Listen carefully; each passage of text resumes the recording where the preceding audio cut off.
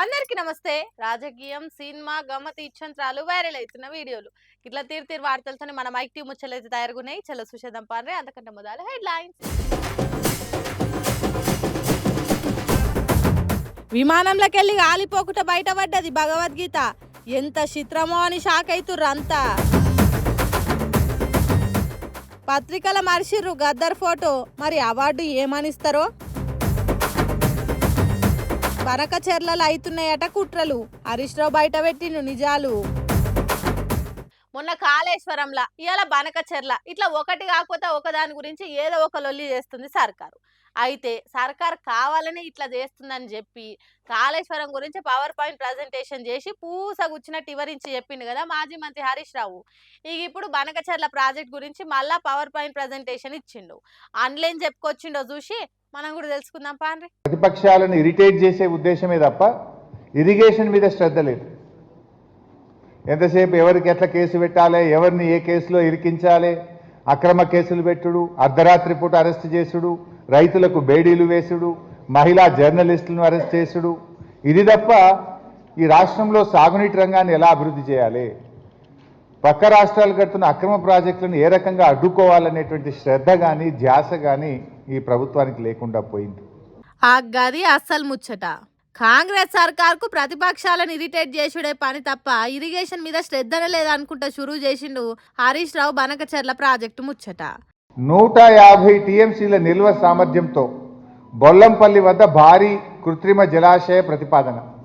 ఇక్కడ ఒక పాయింట్ కూడా మీరు అర్థం చేసుకోవచ్చు. గతంలో కేసీఆర్ గారు 50 టీఎంసీలతో మల్లన్న సాగర్ కడితే నది లేని చోట 50 టీఎంసీలతో అంత పెద్ద రిజర్వాయర్ కడతారా, అంత అవసరమా అన్నారు. ఇలా ఆంధ్రప్రదేశ్ 150 టీఎంసీలతో కృత్రిమ జలాశయం నిర్మిస్తూ ఉంది. ఇన్నరా ఏమన్నాడు? గతంలో కేసీఆర్ 50 టీఎంసీలతోని మల్లన్న సాగర్ కడితే నది లేని చోట అంత పెద్ద రిజర్వాయర్ అవసరమా అన్నారు. కానీ ఇవాళ అది చూసి ఏపీ గొల్లపల్లి కాడ 150 టీఎంసీలతోని కృత్రిమ జలాశయాన్ని కడుతుర్రు. దీన్ని బట్టి అర్థం కావాలి కేసీఆర్ ఆలోచన ఎసువంటిదో. అటెన్క బనకచెర్ల గురించి మాట్లాడుకుంటా ఆంధ్ర మన మీద చేస్తున్న కుట్ర గురించి బయట పెట్టిండు. మీ అందరు 200 అనుకుంటున్నారు. వాళ్ళు ఒక డిపిఆర్ ఈ మధ్యనే ప్రిలిమినరీ ఫీజిబిలిటీ రిపోర్ట్ను వారికి ప్రజెంట్ చేసినారు. కేంద్రంలో సిడబ్ల్యూసీకి ఇచ్చారు ప్రిలిమినరీ ఫీజిబిలిటీ రిపోర్ట్. అందులో చూస్తే 400 టీఎంసీలు తీసుకుపోతామంటారు. ఇప్పుడు దోసవే ఫ్యూచర్లో 400. ఆ 400 కోసం ఇప్పటి నుంచే మేము తవ్వే టనల్లు కానీ కాలువల సైజు 400కు తవ్వుతామని రాసింది. అందులో ప్రస్తుతం 2 టీఎంసీలతోని కమిషన్ చేసుకున్న తవ్వే టనల్లు కానీ కెనాల్స్ కానీ సర్జ్ షాప్స్ అన్ని 3 టీఎంసీలకు తవ్వుతాం. ఇప్పుడే భవిష్యత్తును దృష్టిలో పెట్టుకొని 3 టీఎంసీలు ఒక రోజుకు తీసుకుపోయే విధంగా టనల్లు తవ్వుతాం, కాలువలు తవ్వుతామని ఆంధ్రప్రదేశ్ ప్రభుత్వం ఇచ్చిన ఫీజిబిలిటీ రిపోర్ట్లోనే రాశారు. మనం అనుకుంటున్నాం 200 తీసుకుపోతారని, వాళ్ళు సూటు పెట్టింది 400. ఆనాడు పోతిరెడ్డిపాడులో అట్లే కుట్ర చేసిండ్రు. ఆనాడు పోతిరెడ్డిపాడులో కుట్ర చేసి కృష్ణానదిని మొత్తం కూడా కొల్లగొట్టింది. ఇప్పుడు గోదావరిని కొల్లగొట్టే కుట్ర. చెప్పేది దోసవు, ఇప్పుడు 400కు ఆల్రెడీ టన్నులు తవ్వుతున్నారు. ఆ గది అస్సలు ముచ్చట. ఆనాడు పోతిరెడ్డిపాడులో కూడా కుట్ర చేసి కృష్ణా నదిని కొల్లగొట్టిర్రు. ఇప్పుడు గోదావరికి కొల్లగొట్టే కుట్ర చేస్తున్నారు అనుకుంటా మండిపడ్డాడు. ఆంధ్ర కుట్రను సర్కార్ నిర్లక్ష్యం గురించి అరుచుకుండిగా. ఇప్పుడు 200 టీఎంసీల నీళ్లను దోసుకునుడే గాక భవిష్యత్తులో దాన్ని 400 టీఎంసీలకు పెంచుకుంటామని ఏపీ సర్కార్ కేంద్ర సర్కార్కి ఇచ్చిన నివేదికలో స్పష్టంగా ఉంది. వాళ్ళంతా బాజాబ్తా బయటికి మీ తానికెళ్ళి ముందు ఇంకా దోసుకుంటామని చెప్తుంటే ఈ కాంగ్రెస్ సర్కార్ ఏమో నాకు చెప్పకు నా ఈపుకు చెప్పన్నట్టు పట్టిలేనట్టు చేస్తుర్రు. మన నీళ్లను బయటోడెవడో వచ్చి దండకపోతుంటే సర్కార్కు కళ్ళు లేవా? ఇటువంటి పట్టించుకున్నాడు మానేసి ఎంతసేపు ప్రతిపక్షాల మీద వాడు ఏడ్చుడు, వాళ్ళ మీద కేసు వీళ్ళ మీద కేసు అనుకుంటా టైంపాస్ చేస్తుందని పవర్ పాయింట్ ప్రజెంటేషన్ చేసి అందరికి అర్థమయ్యేటట్టు చెప్పిండు. మరి చూసినాకనైనా మన సర్కారు ఆంధ్రోళ్ళు కేంద్రానికి ఇచ్చిన నివేదిక మీద ఓ నజరేస్తే బాగుండు అని మాట్లాడుకుంటుర్రు. నిత్య పాలిటిక్స్ను బాగా ఫాలో అయ్యే తెలంగాణ జనాలు మరి ఏం ఆలోచన చేస్తారో. పేరు గొప్ప ఊరు దిబ్బ అనే సామెత తిన్నారా? ఆగు, గా సామెతను కాంగ్రెస్ వాళ్ళు గద్దర్ విషయంలో పదే చేస్తూనే ఉన్నారు. అంటే ఊ అంటే గద్దర్ అన్న పేరు తీసి అట్లా ఇట్లా అనుకుంటా తలుసుకుంటారు. ఆయన పేరు మీద అవార్డులు కూడా ప్రకటించారు. కానీ ఆ పెద్ద మనిషి పేరుతో పెట్టిన అవార్డులకు ఆయన ఫోటోనే ఇయ్యలేరు. చిత్రం చూసిరా ఎట్లుందో. ప్రజాగాయకుడు గద్దర్ అన్న పేరును కాంగ్రెస్ సర్కారు ఊకే జపం చేస్తూనే ఉంటది. ఆయన పేరు మీద అవార్డులు కూడా ఇస్తారు కదా. అగో ఆ అవార్డు కార్యానికి సంబంధించి ఆహ్వాన పత్రిక తయారు చేపించారు చూడురి.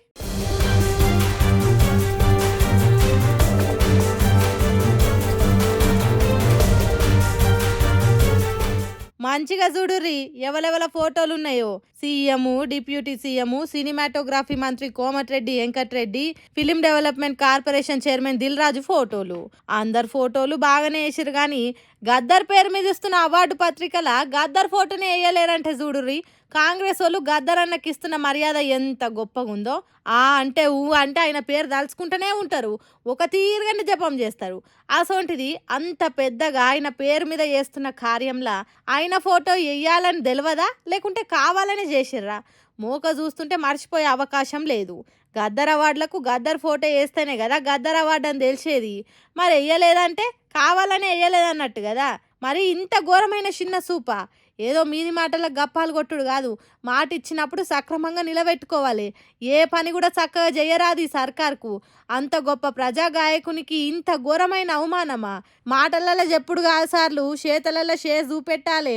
కనీసం ఆ అవార్డులప్పుడైనా గద్దరన్న ఫోటో వేస్తారా, లేకుంటే అప్పుడు కూడా ఇదే తరీక చేస్తారా అనుకుంటా గుస్సా అవుతుర్రు కళాకారులు, తెలంగాణ పబ్లిక్ అంతా కూడా.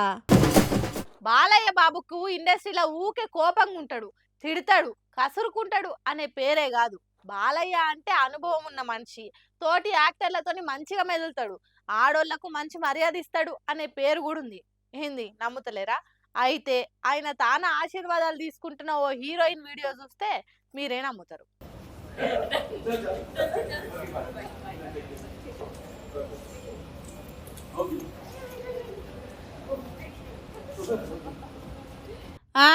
బాలయ్య బాబు మంచిగా టిక్ టాక్గా ముస్తాబైండు కదా. ఎంత హీరోయిన్ సంయుక్త మీనన్ కూడా ఉన్నట్టుంది, ఏదో కార్యానికి పోయొచ్చినట్టుర్రు. ఎంత నిమ్మలంగా ఎంత నెమ్మదిగా నవ్వుకుంటూ మాట్లాడుతుండో కదా బాలయ్య. ఆగో ఆమె పోయేటప్పుడు కాలు మొక్కితే ఫస్ట్ కోపంగానే చూసిండు, తర్వాత చిన్న పిల్ల కదా అని నవ్వుకుంటా నెత్తి మీద చేయి పెట్టి దీవిచ్చిండు. ఈ వీడియో ఎక్కడదా అని ఎంకలాడితే ఇలా నందమూరి బాలకృష్ణ హీరోయిన్ సంయుక్త మీనన్ కలిసి ఏలూరులో ఓ నగల దుకాణాన్ని రిబ్బన కత్తిరించి షురూ చేయనికి పోయిర్రట. ఇక కార్యం వచ్చినాక ఇంటికి పోయేటప్పుడు సంయుక్త పోతున్న సారాయణ కాళ్ళు మొక్కి ఆశీర్వాదం తీసుకుంది. ఇక ఫస్ట్ షాక్ అయిన బాలయ్య వెనక సిరైన డైలాగ్ తెలిసే కదా, దీర్ఘాయుష్మాన్ బాబా అని ఆశీర్వదించిండు. ఈ వీడియో ఇప్పుడు సోషల్ మీడియాలో చక్కర్లు కొడుతుండేసరికి అదిరా మా బాలయ్య బాబు అంటే. ఆయన ఎప్పుడు కోపంగానే ఉండడు, సందర్భం బట్టి అందరినీ ప్రేమతోని దగ్గరికి తీసుకుంటాడు అనుకుంటా లైకులు కొట్టి చేతులు నేయంగా షేర్లు చేస్తారు ఈ వీడియోను. కాంగ్రెస్ పార్టీలో పక్కోడెవడో వచ్చి పుల్లలు పెట్టాల్సిన అవసరం లేదు, వాళ్ళ వాళ్ళే చాలు లొల్లులు పెట్టుకోనికి కొట్టుకోనికి. ఏంది పిల్ల ఒక్క పరేగా అంత పెద్ద మాట అన్నావు అని చూస్తుర్రా? అవునులా, కాంగ్రెస్ పార్టీ వర్గ పోరు గట్లనే ఉంది, మళ్ళా నమ్ముతలేరా? అయితే ఈ వీడియోని చూడుర్రి, అప్పుడు మీరేమంటారో చూస్తా.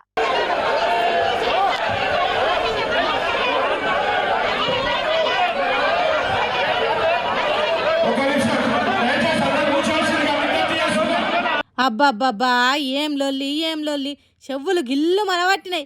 ఎవ్వలకెవ్వలు తగ్గుతలేరుగా.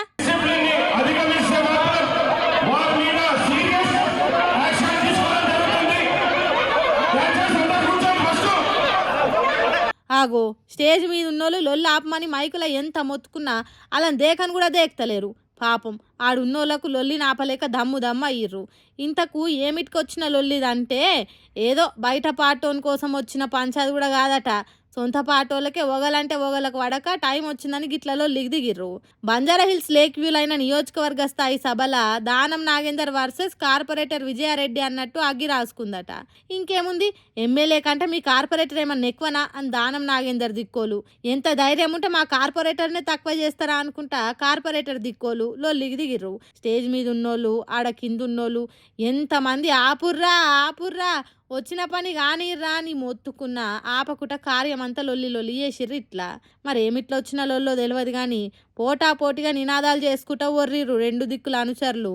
ఎంత ఆపమన్నా ఆపకపోయేసరికి శిశిషి ఏం మనుషులు రావారి, ఇంత కూడా రీతి రివాయి పాడుగాలేదు, చల్ నేను వెళ్ళిపోతా ఈడికెళ్ళని ప్రోగ్రాం నడుమిట్లనే వెళ్ళిపోయిండు డీసీసీ అధ్యక్షుడు రోహిన్ రెడ్డి.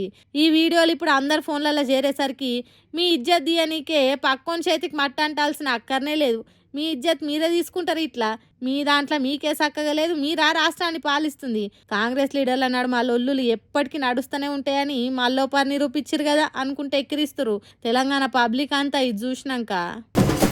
అహ్మదాబాద్ లో విమానం కూలి 240 మందికి మీదనే జీవిడ్చిరు. ఒక్కడంటే ఒక్కడే పానాలతో బయటపడ్డాడు. చూద్దామన్నా గుర్తుపట్టకుండా కాలి మషయ్యిర్రంతా. శవాలు కూడా గుర్తుపట్టని తీరుగాయి ఇంటోళ్ళంతా ఆడనే కుప్ప కూలిపోయి రోధిస్తుర్రు. అంత పెద్ద ప్రమాదంలా ఒక్కటి మాత్రం ఇంత కూడా మష అంటకుండా దొరికింది. అసలు ఎంత చిత్రమో చూడురే. అసలు ఇంతవరకు ఏడ జరగని కనీ విని ఎరగని వింత ఒకటి బయటపడ్డది అహ్మదాబాద్ విమాన ప్రమాదంలా. టేకాఫ్ అయిన జర్రసేపటికే మెడికల్ కాలేజీకి గుద్దుకొని ఏడి కాడికి కూలిపోయి కాలి బూడిదయిందంతా. మనుషులైతే గుర్తుపట్ట రాకుంటనే ఆలిపోయిరు.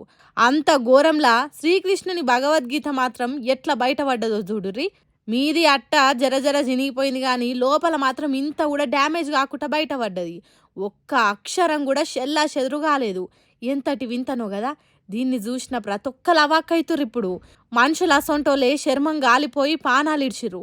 అసొంటిది కాగితాల బుక్కుకు ఏం కాలేదంటే ఏమనుకోవాలి, దీన్ని ఎట్లా ఆలోచన చేయాలి? దేవుని సృష్టిలా ఎన్నో వింతలు చూసినాం కానీ ఇసొంటి వింతను చూస్తామని కలలు కూడా ఊహించలే.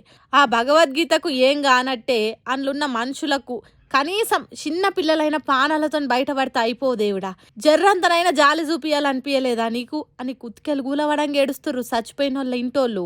మరి ఈ ప్రమాదం ఎట్లయిందో అనేది బయట పెట్టినాకనే అస్సలు నిజాలు తెలుస్తాయి. ఇక అదే పని మీద ఉన్నారట ఆఫీసర్లు కూడా. ఇక ప్రమాదం గురించి అస్సలు నిజాలు ముందే బయటపడతాయి. చూసిరానులా నేను వాటి కష్టం ముచ్చట్లు ఎట్లనే ఇంకిన్ని ముచ్చట్లతోటి మళ్ళీ కలుద్దాం. అప్పటిదాకా చూస్తూనే ఉండరు మైక్ టీవ్ ముచ్చట్లు.